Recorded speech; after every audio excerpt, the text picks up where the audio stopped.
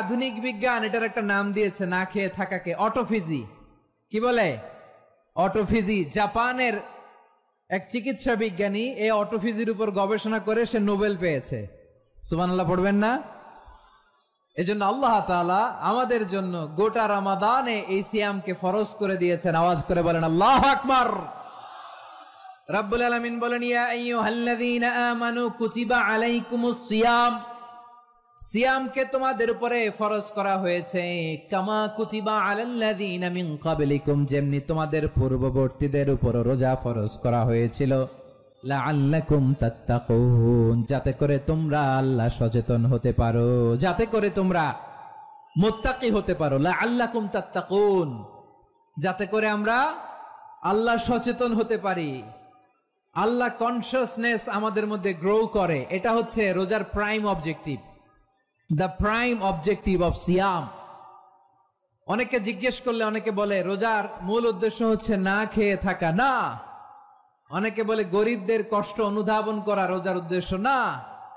রোজার উদ্দেশ্য কি, সিয়াম পালনের উদ্দেশ্য কি, এটা আল্লাহ তাআলা স্পষ্ট এই আয়াতের পেছনে বলেছেন যে লাআল্লাকুম তাত্তাকুন, যাতে করে তোমরা আল্লাহ সচেতন হতে পারো, আল্লাহ ভীতি তোমাদের মধ্যে গ্রো করে, গড কনসিয়াসনেস, আল্লাহ কনসিয়াসনেস, আল্লাহ সচেতনতা যেন বাড়ে, দ্য সেন্স অফ অ্যাকাউন্টেবিলিটি, আল্লাহর সুপ্রিম কোর্টের কাঠগড়া এই দুনিয়াতে আমি যাই করলাম তার সবকিছু যে পাই টু পাই হিসাব দিতে হবে, এই sense, to enhance the sense that what ever we do Allah is watching me. আপনি যাই করেন কেউ দেখে না, কিন্তু দেখে কে? শুরুতেই তো জিজ্ঞেস করেছিলাম যে কেউ যেটা দেখে না সেটা দেখেন কে? কেউ যেটা শোনে না সেটা শোনেন কে? এর নাম হচ্ছে লাআল্লাকুম তাত্তাকুন, যাতে করে তোমরা আল্লাহ সচেতন হতে পারো, আল্লাহ ভীরু হতে পারো। দুনিয়ার কেউ দেখে না, কিন্তু আল্লাহ দেখে। এটাই রোজার মূল শিক্ষা। আমার প্রিয় ভাইরা, আপনি লুকিয়ে লুকিয়ে ঘরের ভেতরে অন্যায় করেছেন, পাপ করেছেন, আপনার বাবা দেখে নাই, মা দেখে নাই, স্ত্রী দেখে নাই, কিন্তু দেখেছে কে? আল্লাহর চোখ ফাঁকি দেয়া যায়? আচ্ছা, বুঝে থাকলে বলেন তো, সিসি ক্যামেরার চোখ ফাঁকি দেয়া যায় কি যায় না? পুলিশের চোখ, র্যাবের চোখ, বিমানবন্দরে কাস্টমস অফিসারের চোখ, কিন্তু আমার আল্লাহর চোখ? সবাই বলেন, আল্লাহর চোখ ফাঁকি দেয়া যায়? এই সেন্সটা নিয়ে আসা নিজের মধ্যে, আমি what ever I do Allah is watching me, যাই করি আল্লাহ দেখে। লাআল্লাকুম তাত্তাকুন। রমাদানের রোজা, ইফতারি, সিয়াম, ইবাদত সব কিছুর মধ্য দিয়ে আপনাকে খেয়াল করতে হবে যে লাআল্লাকুম তাত্তাকুন এই স্ট্যান্ডার্ড এটা অ্যাচিভ হচ্ছে কিনা আমাদের, যাতে করে তোমরা মুত্তাকি হতে পারো, আল্লাহ ভীরু হতে পারো। তাকওয়া, এটা হচ্ছে the essence of Islam. What is তাকওয়া? তাকওয়া মানে কি? তাকওয়ার সংজ্ঞা অনেকে অনেক ভাবে দিয়েছেন। আমি সরাসরি সাহাবাদের কাছ থেকে একটা সংজ্ঞা আপনাদের শোনাচ্ছি। ওমরে ফারুক রাদিয়াল্লাহু তাআলা আনহু উবাই ইবনে কাব রাদিয়াল্লাহু তাআলা আনহুকে জিজ্ঞেস করেছিলেন, ইয়া উবাই মা হুয়া তাকওয়া, হে উবাই তাকওয়া কি? তাকওয়া কাকে বলে? উবাই ইবনে কাব তিনি প্রশ্নের উত্তর না দিয়ে উনিও আবার প্রশ্ন ছুড়লেন। তিনি বললেন, ইয়া আমিরাল মুমিনিন আমা সালাকতা তরিকান যা শাউক, আপনি কি কাঁটাযুক্ত রাস্তা দিয়ে মরুভূমিতে কখনো হেঁটেছেন? যে রাস্তার চারদিকে ক্যাকটাস, গুলমলতার কাঁটা, হেঁটেছেন? ওমরে ফারুক বললেন, নাম হেঁটেছি। বালা, হেঁটেছি। কাইফা আমিলতা, কিভাবে হেঁটেছেন? ওমরে ফারুক বললেন, শাম্মারতু ওয়াজতাহাতু, আমি আমার জামা, জুব্বা আর চাদর আটোসাটো করে গায়ের সাথে এমন ভাবে মিলিয়ে রেখেছি, এমন সাবধানে হেঁটেছি যাতে করে মরুভূমির ক্যাকটাসের গুলমলতার কাঁটা আমার গায়ে বিঁধে না যায়।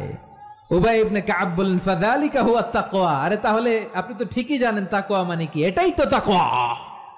ওই রাস্তা দিয়ে যেভাবে হেঁটেছেন পুরো দুনিয়ার জিন্দেগিটা এইভাবে সাবধানে চলার নামই হচ্ছে তাকওয়া। চিল্লায় বলো ঠিক কিনা? এই দুনিয়াতে পাপ পঙ্কিলতা থাকবে, শয়তানির হাতছানি থাকবে, অপরাধ প্রবণতা থাকবে, নফসের খায়েশ থাকবে, অন্যায়ের হাতছানি থাকবে, সব কিছুকে দলে মুচড়ে পেছনে ফেলে সাবধান হয়ে এই দুনিয়ার সিরাতুল মুস্তাকিমের পথে চলতে হবে। যেই রাস্তা শুরু হয়েছে দুনিয়াতে, শেষ হয়ে গিয়েছে আল্লাহর জান্নাতের ভেতরে। চিল্লায় বলেন ঠিক কিনা? আমার প্রিয় চাপাই নবাবগঞ্জের ভাইয়েরা, এটার নামই তাকওয়া।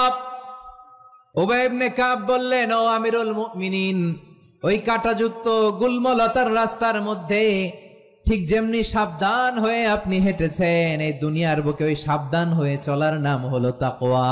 সুবহানাল্লাহ। তাহলে তাকওয়া কারে বলে? আমার চাপাই নবাবগঞ্জের কলিজার টুকরা ভাইরা, বুঝতে পারছেন আপনারা?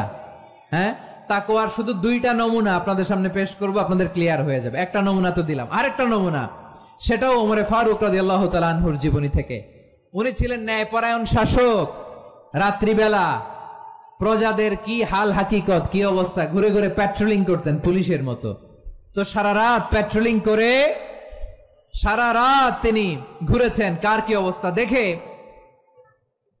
শেষ রাতে তিনি ফিরে আসতেছেন। তিনি থাকতেন, সহিহ বুখারীতে এসেছে, কানা ইয়াসকুনু ফি আওয়ালিল মদিনা, মদিনার উঁচু এলাকায় থাকতেন।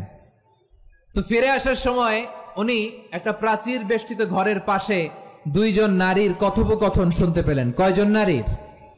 দেখি আপনাদের মনোযোগ আছে কিনা, বলেন কয়জন নারীর? একজন বৃদ্ধা, একজন যুবতী। উনি কান লাগিয়ে শুনতে পাচ্ছেন। বৃদ্ধা মা, ওমর ফারুক কাউকে দেখতে পাচ্ছেন না, শুনতে পাচ্ছেন। বৃদ্ধা মা তার যুবতী মেয়েকে বলে, এই তাড়াতাড়ি ওটের দুধ দহন করে ওটের দুধের সাথে পানি মিশাও, তাইলে কালকে বাজারে মদিনায় বেশি দামে বিক্রি করা যাবে, লাভ হবে অনেক। বৃদ্ধা মহিলা এটা বললেন। যুবতী মেয়ে উত্তরে বলে, মা আপনি জানেন না আমিরুল মুমিনিন খলিফাতুল মুসলিমিন ওমরে ফারুক দুধে পানি মিশানোকে দণ্ডনীয় অপরাধ বলে ঘোষণা দিয়েছে, জানেন না? এবার বৃদ্ধা মহিলা বলে, আরে পাগলি, এই ভোর রাতে আমিরুল মুমিনিন ওমরে ফারুক আসবে কোত্থেকে? উনি আসবে কোত্থেকে? ওনার পাইক পেয়াদা সিকিউরিটি আসবে কোত্থেকে? কেউ দেখবে না। আরে কেউ দেখবে না, তাড়াতাড়ি দুধের সাথে পানি মেশাও। এই কথা যখন মা বলেছে, যুবতী মেয়েটা চমৎকার একটা উত্তর দিয়েছে। তিনি বলেছিলেন, ইয়া উম্মি, ও আমার মা, লাউলা রাআ উমর লা রাআ রব্বু উমর। ও আমার প্রিয়তমা মা, আপনি ঠিকই বলেছেন, গভীর রাতে ওটের দুধে পানি মিশালে ওমর দেখবে না, কিন্তু মা খেয়াল রাখবেন, ওমর যদি নাও দেখে, ওমরের রব কিন্তু দেখে। চিল্লায় বলেন ঠিক কিনা? দিস ইজ কল্ড তাকওয়া। লাউলা রাআ উমরু লা রাআ রব্বু উমর। ওমর দেখে না, কিন্তু ওমরের রব দেখে। চিল্লায় বলেন ঠিক কিনা? এজন্য রব্বুল আলামিন বলেন, লা তুদরিকুহুল আবসার ওয়া হুয়া ইউদরিকুল আবসার ওয়া হুয়াল লাতীফুল খাবীর। তিনি এমন সত্তা, দুনিয়ার কোন চোখ তাকে দেখে না, কিন্তু দুনিয়ার সবগুলো চোখকে, সব মানুষের অ্যাক্টিভিটিসকে আরশের উপর থেকে সবকিছু মুহূর্তে মুহূর্তে দেখতে পান কে? তাহলে তাকওয়া কারে বলে বুঝতে পারছেন? হ্যাঁ, দুনিয়াতে সাবধানে চলার নাম তাকওয়া। কেউ দেখে না, কিন্তু আল্লাহ দেখে। এই সেন্স, এই জবাবদিহিতার ভয়, দ্য সেন্স অফ অ্যাকাউন্টেবিলিটি, এই সেন্স নিজের মধ্যে গ্রো করার নাম হচ্ছে তাকওয়া। আর এই সিয়াম পালন করার প্রাইম অবজেক্টিভ অফ সিয়াম হচ্ছে লাআল্লাকুম তাত্তাকুন। আওয়াজ করে বলেন, লাআল্লাকুম তাত্তাকুন। আমার প্রিয় ভাইয়েরা, এই আসন্ন রমাদান, এটা এমন এক বরকতের মাস, যে মাসে আমরা নিজেদের নাফসের উপর নিয়ন্ত্রণ প্রতিষ্ঠা করি। সারা বছর নাফস আমাদেরকে নিয়ন্ত্রণ করে, আর রমাদানে আমরা নাফসকে নিয়ন্ত্রণ করি। কথা বুঝতেছেন? সারা বছর নাফস আমাদেরকে নিয়ন্ত্রণ করে। এই যে এখন আমার খেতে মনে চাইলে যে খেজুর রাখা, আমি খেজুর খেতে পারবো, নাটস আছে, বাদাম খাইতে পারি। খাইতে মন চাইলে পানি, আমার রুহুটা চায়, আমার নাফসটা খেতে চায়, আমি খেতে পারি, পান করতে পারি। বিবাহিতরা দিনের বেলায় স্ত্রীর সাথে মেলামেশা করতে চাইলে করতে পারে, কিন্তু রমাদানে দিনের বেলায় খেতে মনে চায়, কিন্তু আমরা খাই। আমার প্রবৃত্তি খেতে চায়, কিন্তু প্রবৃত্তির কথা আমরা শুনি, কথা কয় না। রমজানে খেতে মন চাইলে আমরা খাই, তৃষ্ণায় গলা ফেটে যায়, গলার ছাতি ফেটে যায়, কিন্তু এক ঢোক পানি কি আমরা গিলি? বিবাহিতরা দিনের বেলা স্ত্রীর সাথে কি মেলামেশায় যায়? না। তার মানে সারা বছর নফস আমাদেরকে নিয়ন্ত্রণ করে, আর রমাদানে নফসের উপর আমরা নিয়ন্ত্রণ প্রতিষ্ঠা করি। নফসের লাগাম আমরা রমাদানে টেনে ধরে। চিল্লায় বলেন ঠিক কিনা? এজন্য আমার প্রিয় ভাইয়েরা, নফসের উপর নিয়ন্ত্রণ নিতে চাইলে রমাদানের রোজার কোনো বিকল্প নাই। এটা এমন মাস, যে মাসের ফজিলতেরও কোনো শেষ নাই। এই মাসকে বলা হয় দ্য মান্থ অফ হোপ। এটা আশা জাগানিয়া মাস। রমজানের কথা শুনলে আশা জাগে না হৃদয়ে? হ্যাঁ, ইদা জাআ রমাদান ফুতিহাত আবওয়াবুস সামা ওয়া গুল্লিকাত আবওয়াবু জাহান্নাম ওয়া সুফিদাতিশ শায়াতিন। রমাদান আসলে আকাশের দরজাগুলো খুলে দেওয়া হয়, মানে জান্নাতের। জাহান্নামের দরজাগুলোকে লক করে দেওয়া হয়, শয়তানকে চেইন আপ করা হয়, ইবাদত করলে শুধু করতেই মনে চায়। চিল্লায় বলেন না সুবহানাল্লাহ। রমজানে ইবাদতে যেই মজা পাওয়া যায় সারা বছর অন্য কোনো মাসে এই মজা আপনি পান? আমার চাঁপাইনবাবগঞ্জের ভাইরা আওয়াজ করে বলেন না, রমজানে ইবাদতে যেই মজা অন্য মাসে এটা পান? কারণ রমজানে ইবাদত করলে সওয়াবও বেশি, ইবাদতের একটা পরিবেশ থাকে, ঠিক কিনা বলেন? অন্য মাসে ইবাদত করলে এর সওয়াব পাওয়া যায় গাণিতিক হারে, রমজানে ইবাদত করলে সওয়াব বাড়তে থাকে জ্যামিতিক হারে। সুবহানাল্লাহ কইবেন না? অন্য মাসে সওয়াব বাড়ে গাণিতিক হারে, রমাদানে ইবাদত করলে সওয়াব বাড়ে কিভাবে জ্যামিতিক হারে বাড়ে দেখেন। রমাদানে একটা নফল করলে ফরজের সমান সওয়াব, একটা ফরজ করলে 70 থেকে 700 গুণ সওয়াব, রমজানে উমরা করলে হজের সমান সওয়াব। সুবহানাল্লাহ নাই? দ্য মান্থ অফ হোপ, আশা জাগানিয়া মাস।